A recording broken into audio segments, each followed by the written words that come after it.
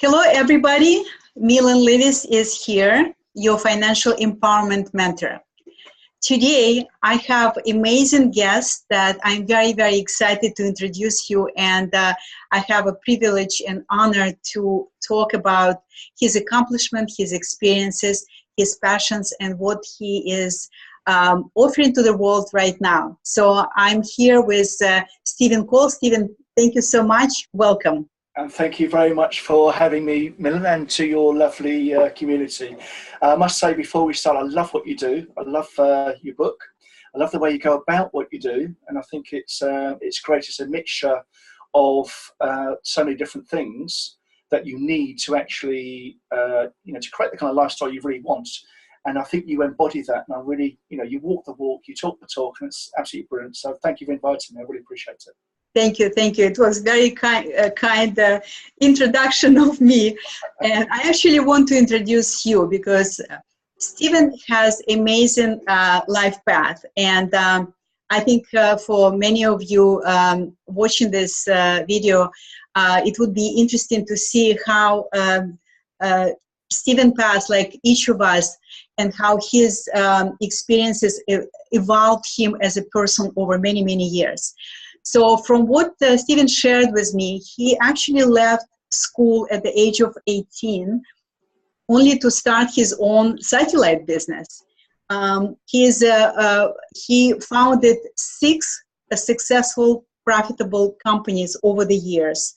He used to teach martial arts, and he is involved in personal development as a student and as a teacher over 30 years.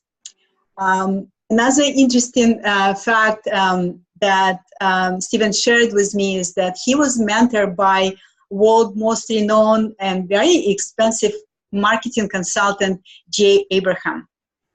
And Stephen also founded barefootbusinessmentor.com, which helps business owners to realize their limitless potential and reduce stress. So I'm sure that this is just a very, very brief introduction, but you see the caliber of the person that I have a privilege to talk to today. So Stephen, thank you again for being here. And I would like to start with the question, what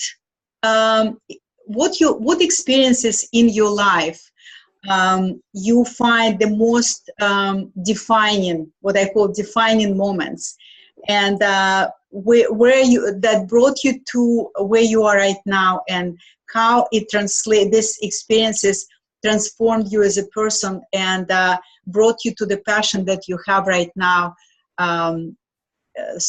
that you offer through your businesses and your coaching and your videos and your guidance to people. Thank you very much.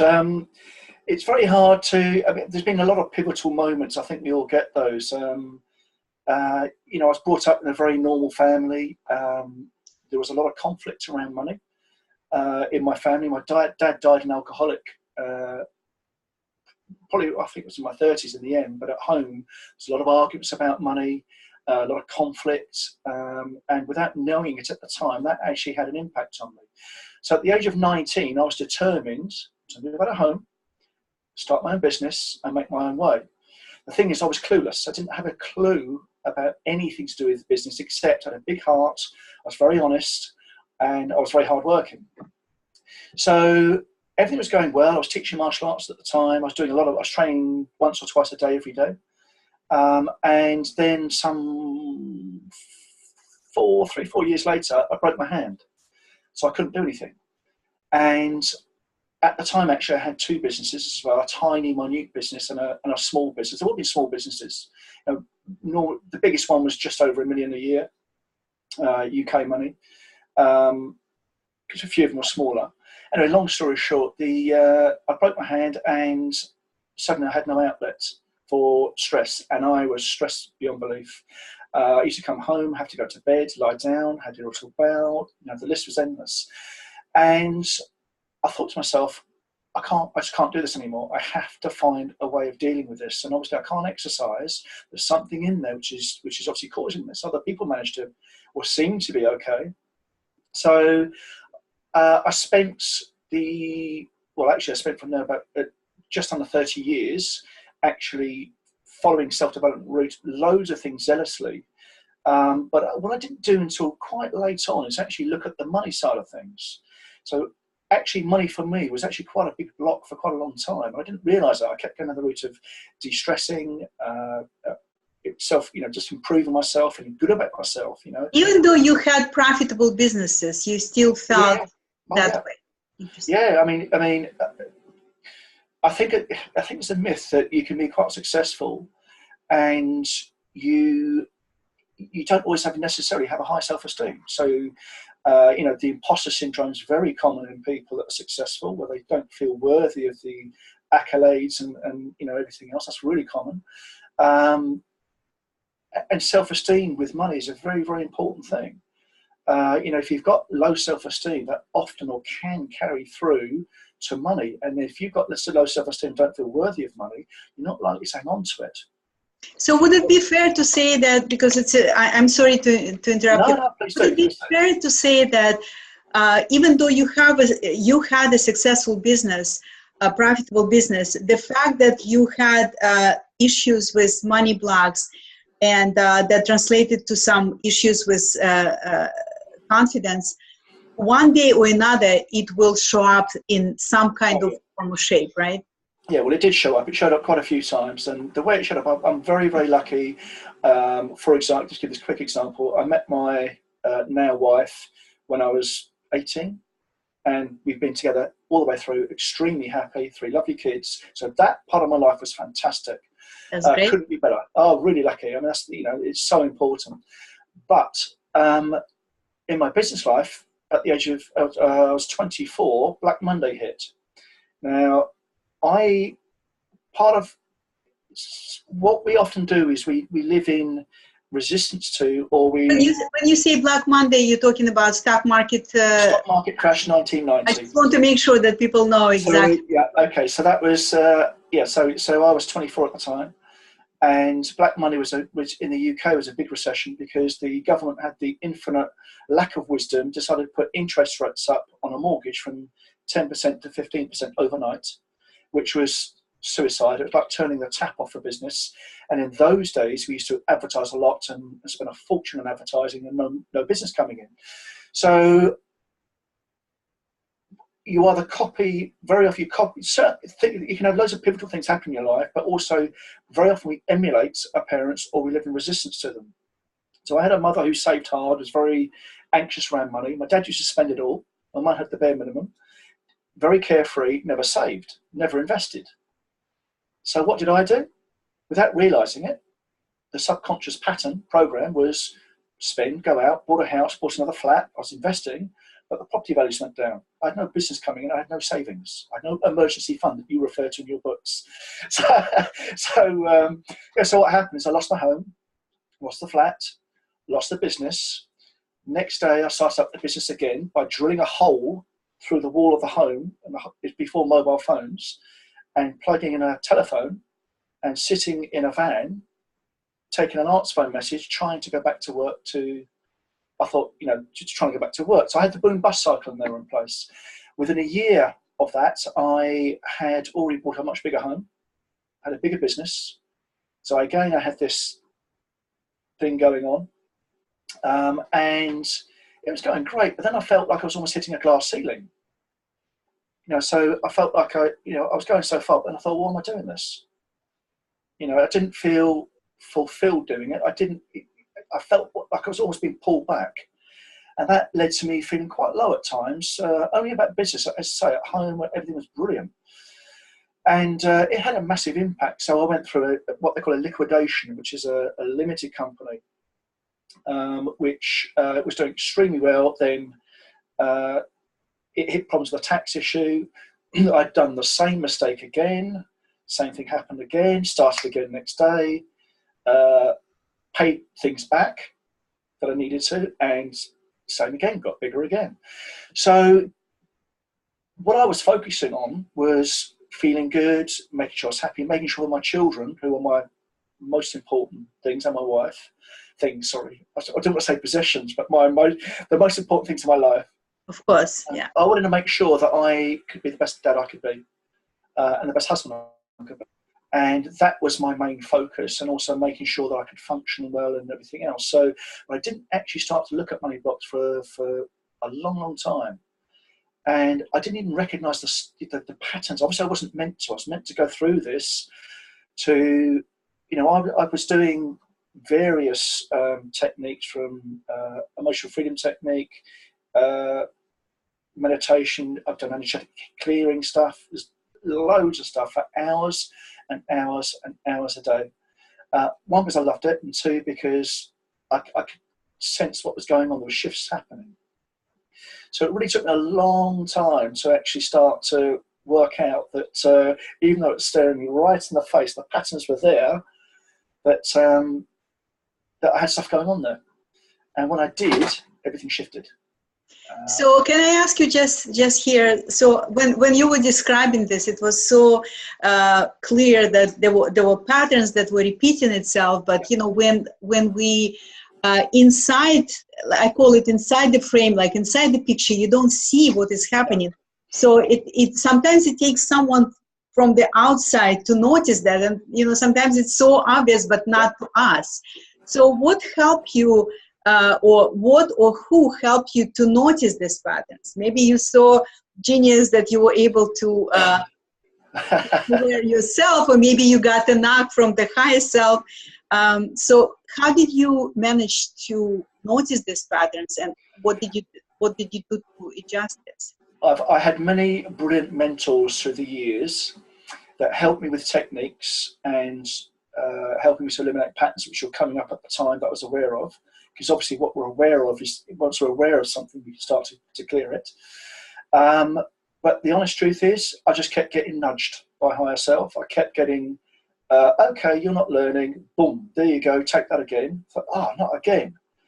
I thought, I must be having to learn about stress management. I don't know what it is. So, and I just kept focusing on that, where actually it was the pattern which was creating that, which, of my money mindset, basically, was creating these horrible, very stressful, very anxiety-fueled patterns that were having a big impact on my family as well. Because you can imagine, when my then girlfriend, when we had to move out of the house, and within 12 hours, and going to move into my mother-in-law's one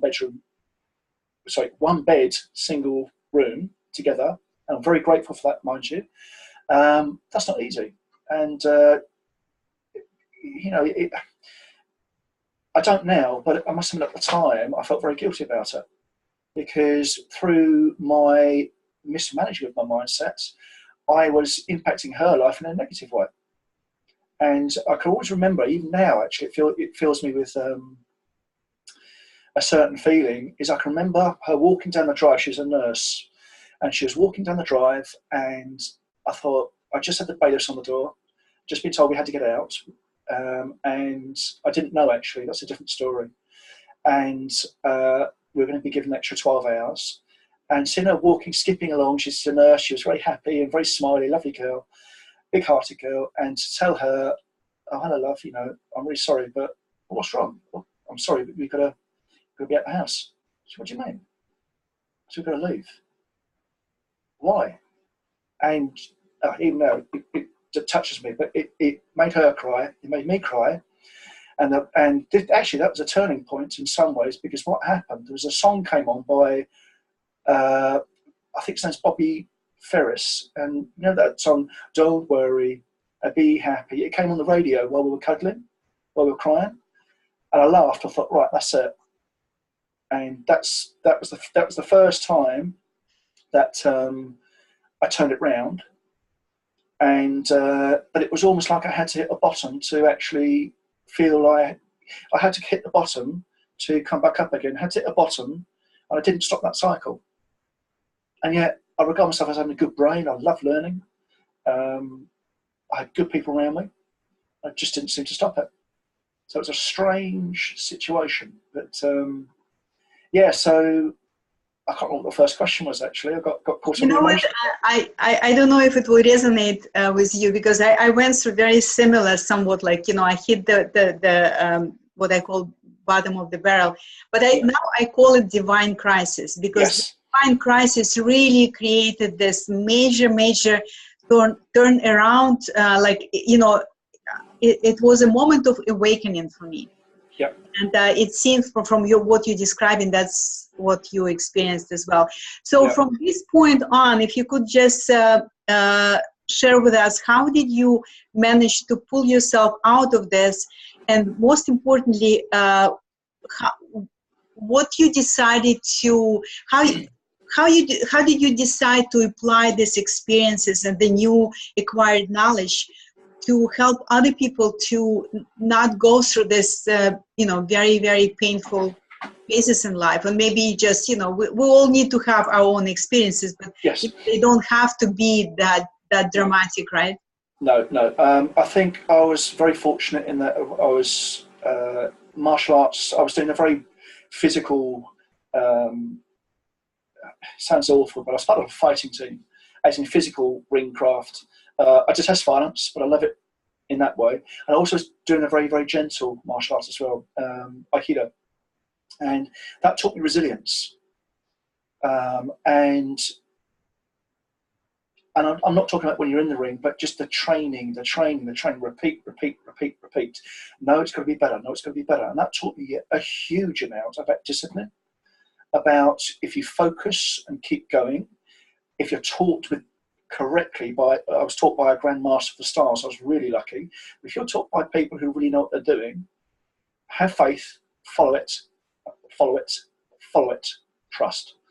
And Love it. These are the skills that easily translatable into regular life, and that's why yes. I think martial arts is such a great tool for many people to learn the skills that valuable, like and then get quality like resilience and you know. Something about being in your body, right? Being in your body and stopping the chatter in your mind is so powerful. So, sorry, No, it's true, because martial arts is a brilliant example, actually, of a money metaphor, because especially in the more gentle arts, I saw some things which you can't explain. Now, you know, I'm aware of it. I've done a lot of deep stuff, so I'm aware of the power of chi energy and stuff like that. I've practiced it for a number of years, but stuff you just cannot explain. But it's no point in having that. Well, there is a point in having that. It's still very good, but you need to be able to translate that to something physical. So, for example, with that's why I love what you do, because you teach money mindset. So, there are loads of coaches that do money mindset, but not many can do that and key into the higher part of you, make it practical for someone that actually knows what they're doing. You know, this is how you invest. This is what you do. Here's your jars. Here's your emergency jar. Here, you know, whatever the focus is, and actually bring the whole thing together. So that's why I think martial arts are a good metaphor for money, because if you don't sort the mindset out, then you may or may not do what I did, which is self-sabotage without realizing it. And there are so many people out there doing that. But equally, you can have the money mindset in place, which is brilliant, but if you don't do anything about it, nothing will happen, and we won't create. We're here to create, not just to be. We're here to create, just not to be. It's that yin and yang. It's that push and pull. It's both. And as we create, we then come up against different aspects of self. We grow more, and when we grow more, our ability to make more money increases, and then we grow again. And that's, by my perception, how it happened with money and life. Full stop. You need to. We're here to grow. We're here to achieve is a wrong word, but we're here to grow. and to create specifically, and that creates both sides. And I think that's really important. That's why what I love about what you do and what you teach. I just, I wanted to say that you must be a brother from another mother, because you speak exactly like you express exactly what I feel. And ultimately, money, I realize that money is a tool that we could use to grow and expand in many, many different ways. So I love what you just said. I would like to ask you, like, what is your passion, and what is that you want to know? People who maybe struggle with money, or have low confidence, or don't believe that certain things are possible for them because they were, put in a disadvantaged situation from the very beginning, or had a challenging, a lot of adversities in their lives. What are you doing now that these people could use that would help them? Like, if you could just tell me a little bit about your current passions. My current passion, it's been a passion actually for 30 years, is to help people clear the inner blocks to whatever it is that's getting in the way of them living the life they really truly desire. Not settling, not just existing, but to live it in a really joyful, peaceful, happy, and abundant way. And the work I do, I love. When I do it, I came back yesterday, I did like a guided meditation thing with a group yesterday, and when I came off it, my wife said what did she say? She called me. She said I was being ultra hyper because I just felt so euphoric, and because you can see the shifts that go on in people, and this is stuff that people have been living with for years and don't realise it's there, don't know how to access it, and don't know it's been getting in the way of them actually living the lifestyle they do deserve. We all deserve it. We were born to,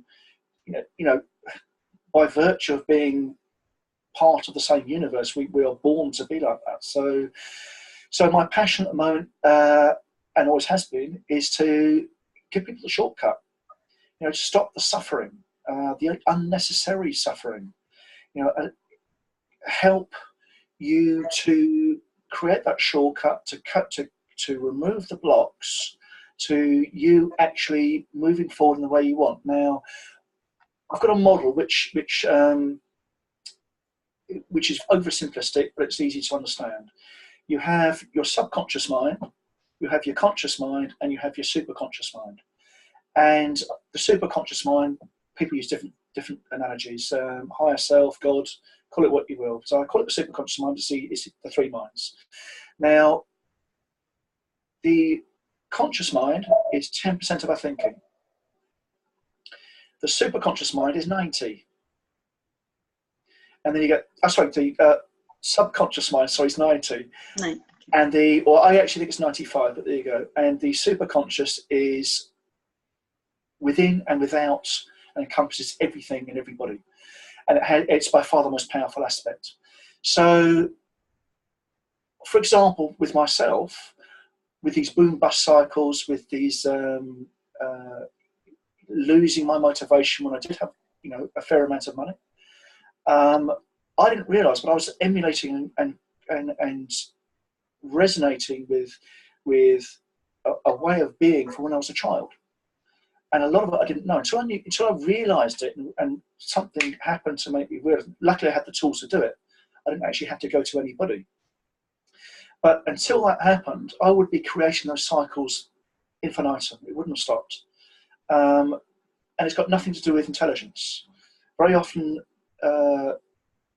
being ultra intelligent, we try and think our way through, and often that isn't the place we need to go to, because the subconscious mind is hidden and it runs on autopilots. So the analogy I use... Just, Stephen, I just want to make sure, and what we create with subconscious mind, right? Because with conscious mind, we just register what is, but the creative aspect is in subconscious mind, right? Yeah, very good. And I know you know this, so I'm preaching to the converted. So yeah, so if you've got 90% of your mind, for example, saying, I want to be rich, I want financial freedom, I want joy and happiness. Sorry, if you've got 10% of your mind, sorry, your conscious mind saying, I want financial freedom, happiness, joy, life. But you've got 90% being held back. What happens then is we go for it, like myself, like many other people, and we suddenly lose momentum. Or suddenly something happens, like a tax issue, like like any issue. All these things come up. So for example, if you've got these blocks in place, or if we've got these blocks in place, and we suddenly come into money, there'll be something to take it away. Now these are it's too coincidental. You know, we resonate. How we resonate is what we attract in life, which is then in the more gentle way, we attract it so we can create it. So when I had loads of fear patterns around money without realizing it, and with this fear, what do you think happened when I got money? I was still fearful. When I didn't have money, I was fearful. I was anxious, always anxious over it. So what did I create? I created a life of anxiety around money. So something would always happen to create anxiety. Be taken away, be stolen from, things go wrong, you know. And I remember thinking to myself, is it me? You know, am I silly? Am I stupid? And I think for a lot of people, we can feel really, we know we're being held back. It's almost like an invisible force. We're being held back. We intuitively know it, but we don't know what to do about it. And it's not hard. It's actually really simple if you're shown the right way to do it.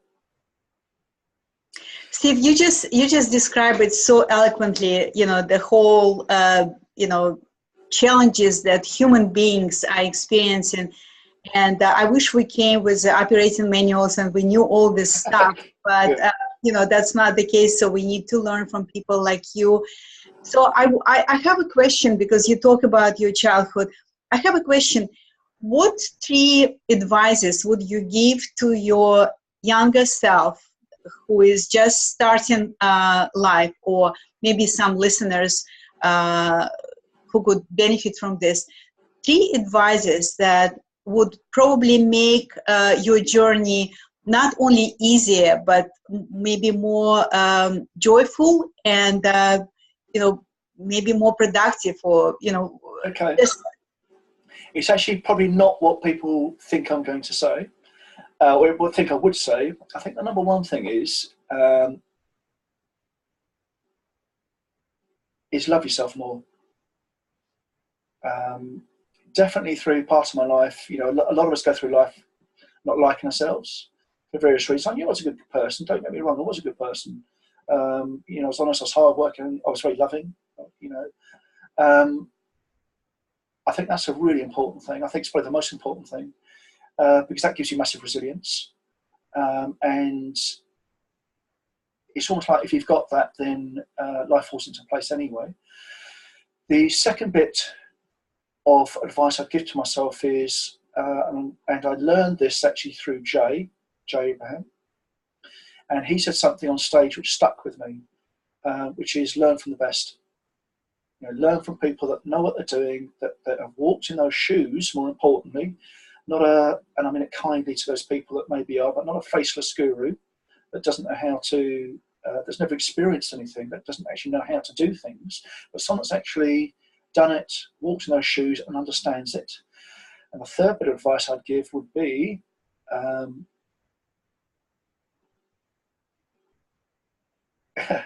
enjoy the journey, because it will have ups and downs. You will have them, and those ups and downs can be a lot easier.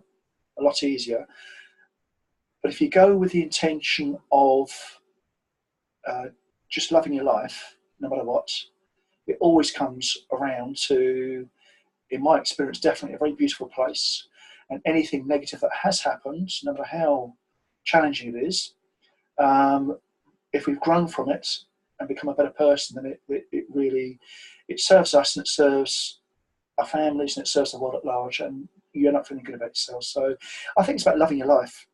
love your life, and money is part of that, and money is a catalyst to that. So if you love money, as my real belief is, if you love money and treat it in the way it deserves to be treated, it will love you back and give you what you desire. So that would be my 3 things. I love it. I just, I couldn't say it better. Just so well said. So, Thank you. Steve, thank you so much. I so enjoy, this conversation, and I hope we'll have many more. And Sure. I know that you have some gifts that you ready to offer, some downloads, which I will offer to our listeners. And I will also share the links that you will give, but I don't want to, spell it right now, because just put it in the comments of the post. So Sure. Thank you again very much for sharing your wisdom, sharing your experiences and your journey. And thank you everybody else for listening to us today, for your time. And I hope the diamond tips that you heard today from Stephen were very useful to you, and you will apply them into your life and make it more joyful, more prosperous, and more happier, right? So thank you again. Thank you very much. May I say thank you to your community and to you, and thank you for what you're doing to improve other people's lives and the world at large through that. So thank you as well. Thank you. Bye now. Bye-bye. Take care. Thank you.